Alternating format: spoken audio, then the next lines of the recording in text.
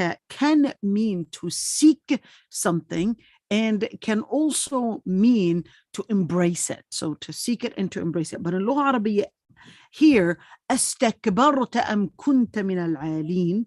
So استكبرت means that Allah subhanahu wa ta'ala is telling him استكبرت. Notice that question, استكبرت. So now he's holding him accountable for his actions. استكبرت, did you want to seek that type of kibriya?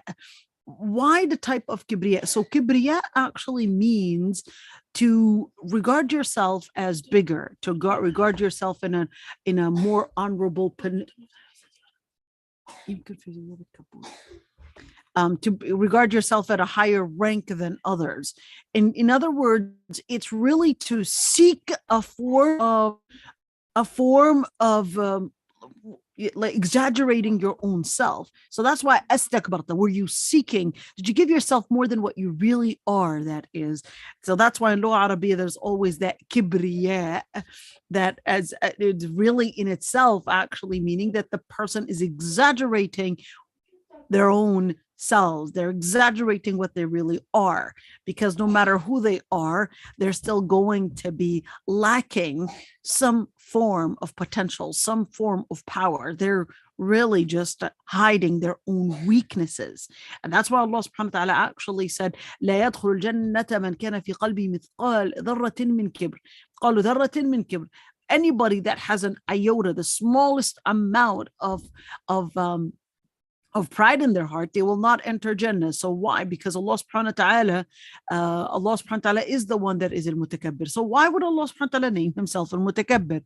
He names himself al-mutakabbir because he is the all-hearing, he is the all-seeing. So he is beyond and does not go in any form of weakness. So لا يعتليه النقص. That's why لله الأسماء الحسنى. The Lord Almighty has all the beautiful names, and of course to mean that they're actually absolute in their highness. Absolute in their highness. So here, أستكبرت أم كنت من العالين. In other words, did you seek or exaggerate your own, that is, exaggerate your own self, or were you trying to go beyond others?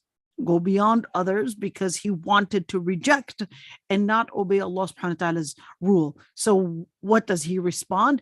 He says, well, أنا خير منه. I'm actually better than him. In other words, it's a combination of both. It's a combination of kibriya and it's a combination of ulu. It's a combination of pride and it's a combination of somehow living into condescending the others. In other words, a person dishonoring, belittling others. And that's why he said, well, here's my explanation to it. Iblis's explanation, I'm better than him. How so?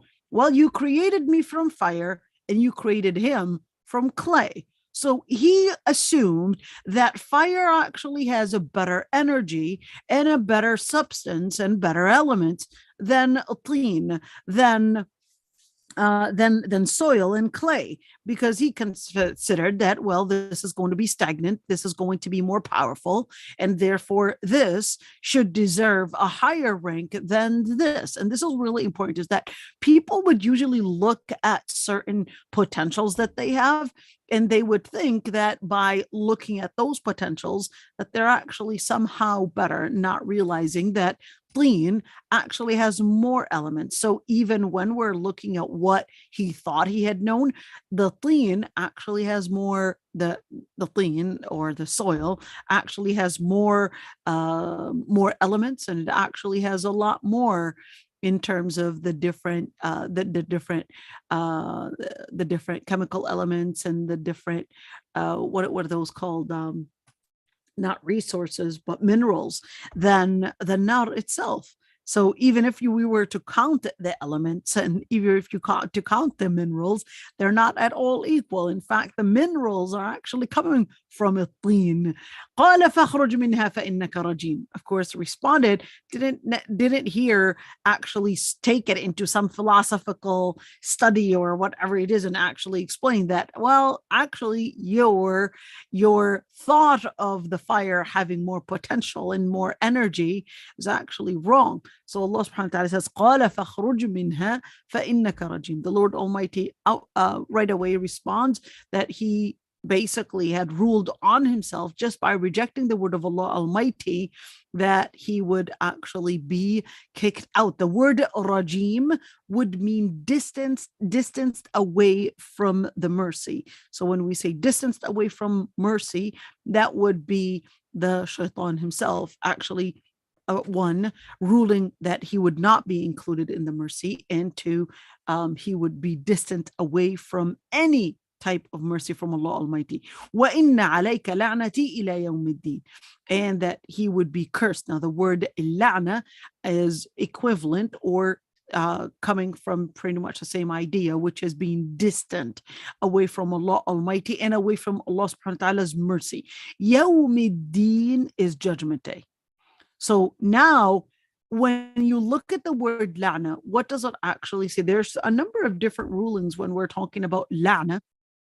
La'na would actually mean the person is distant, but it would also mean that he would not be included in the Lord Almighty's mercy. In other words, they would be living in suffering until a judgment day. Until judgment day. قال رب فأنظرني إلى يوم يبعثون. Now here's one request that he wanted to prove. قال ربي, he said, Lord Almighty, فأنظرني, just keep me waiting. In other words, delay my death or delay the ending of my life إلى يوم يبعثون, till the day of resurrection. قال فإنك من المنظرين. Now the Lord Almighty already knew, definitely the Lord Almighty already knew that this was going to be happening. But the Lord Almighty did allow this to continue, because the Lord Almighty also, for one wisdom or a number of wisdoms, the Lord Almighty allowed even for different evil things to happen. So when we're talking about evil, whether we're talking about the evil in the concept of evil, the behavior, you kill, you steal, etc., that's the concept of evil. But then there's also the ruh of evil. So evil is not just an action, it's not just a movement, a static movement, but it actually has a ruh of evil. It also has a soul of evil, just as there's the soul of good as well. So the soul of evil, or the spirit of evil that brings it, is really the devil himself, Iblis and Junud Iblis. All right. So when a person would obey Junud Iblis, or Iblis himself, then they would actually be the ones to bring in to themselves the ruh and the action of evil. Nas'alullah al-afwa wal-afiyah. قال فإنك من المنظرين. He said, you will be awaited إلى يوم الوقت المعلوم. In other words, his ending would be procrastinated, would be delayed until an appointed day. الوقت, an appointed, in other words, an appointed, a set day, which is judgment day, within a set time frame.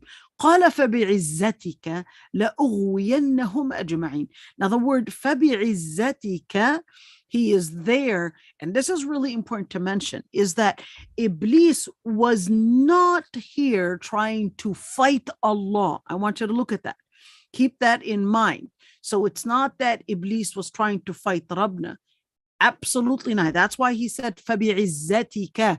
He was clear about the whole idea that he was not whatsoever trying to fight Allah, but he was trying to prove that he deserves more the level or the honor of Khilafah than Adam himself. He wanted to prove that he would actually be capable, of a position like al-Khilafah, and given that authority and given all the different provisions, at least in doing al-Khilafah, than Adam himself. That's why he said قَالَ فَبِعِزَّتِكَ. So this is not a fight between God and between Allah Almighty and Iblis, all right? But this is Iblis right there, yes, he went against the Lord Almighty, but Iblis was saying, فَبِعِزَّتِكَ. He himself was swearing by the Lord Almighty's honor, by the Lord Almighty himself. لَأُغْوِيَنَّهُمْ. He said, I will. Now you get this, لَأُغْوِيَنَّهُم. This is called that noon right there. It's giving tawheed, it's giving that assurance. And then you've got the lam right there, which would actually mean double of assurance. So what was he trying to say? That I will seduce them all. إِلَّا عِبَادَكَ مِنْهُمُ الْمُخْلَصِينَ. Except the only one that I will not be capable of seducing is really al-mukhlasin. Notice that he didn't say al-mukhlisin, but said al-mukhlasin. So the word al-mukhlasin, so the only ones that he will not be capable of seducing are really, one, they have to be servants. Two, not all the servants, only a specific type of servants that have the highest rank of sincerity. So what is the highest rank of sincerity? The highest rank of sincerity in where not only is the action to Allah Almighty, but they're actually living it even in terms of the details, living it based on Allah Almighty. قال فالحق والحق أقول. So here Allah subhanahu wa ta'ala, this is such a scary word. This is such a scary word. قال فالحق, the truth, and only the truth shall I say. لأملأن جهنم منك وممن تبعك منهم أجمعين. So scary. نسأل الله العفو والعافية. لأملأن. Notice here, what did he do? He used the same type of assurance, which is an affirmative clause. The affirmative clause with a noon and that lam. So Iblis was saying لَأُغْوِيَنَّهُمْ. Notice when Lugha Arabiya, when you have the la and then you have the noon that has a shadda right there, la and the noon that has a shadda coming within the verb, this is an affirmative clause. So Allah subhanahu wa ta'ala is affirming. He affirmed right there, that is Iblis, after making that oath by Allah subhanahu wa ta'ala's honor, that he was going to seduce and delude the people. So Allah subhanahu wa ta'ala in response said, لَأَمْلَأَنَّ جَهَنَّمَ مِنْكَ. I will fill Jahannam, hellfire, from you and those that had followed you. وَمِمَّن تَبِعَكَ. The word tabi'a actually means to follow. But of course, this is not only to follow in terms of a path. This is not only a path, but not a path in terms of where they're heading, but this is actually speaking about in terms of actions, words, behavior, thoughts, vision, etc. So whoever would embrace the path, what is the beginning of the path? Well, remember, the beginning of the shaitan's path was really all about kibriya, was really all about pride, was really about how he had focused on himself and regarded himself as better in any way. And that's why one of the most dangerous, let's say that one of the most dangerous sins that one will fall in is really when they're focused on their own potentials, on the good things that they might have, whether it's a degree or whether it's some kind of money that they might have, anything, all the different things that they might have, and they just focus on that, and then they start comparing others that don't have it, and they would think that they were granted this degree, ID, whatever it is, whatever provision that they might have, they would assume that they had actually deserved it and the other people didn't deserve it because they were somehow less. If you actually look at historically speaking, الكبرياء, and of course focusing on oneself, focusing on one's potentials, or at least focusing on one self and regarding themselves as higher than others, is actually the mother of all the different evils in the world. So you look at war, for example, it was always based on at least in, historically speaking, based on regarding one certain race as better, more noble. Look at Pharaoh. He also had al-kibriya, was the main disease, that he had thought himself that he had deserved to be at a divine rank, and that he himself later regarded himself as being at a divine rank, and that even within the society, he would only marry from those that he had regarded were divine in terms of their creation. So that's why they would marry their own sisters and own brothers and siblings, because they, or even mothers, because they regarded that they were at from a divine spirit, they were divine somehow, and can only marry within a divine family, or they there's that kibriya right there. And the kibriya not only led Fir'aun to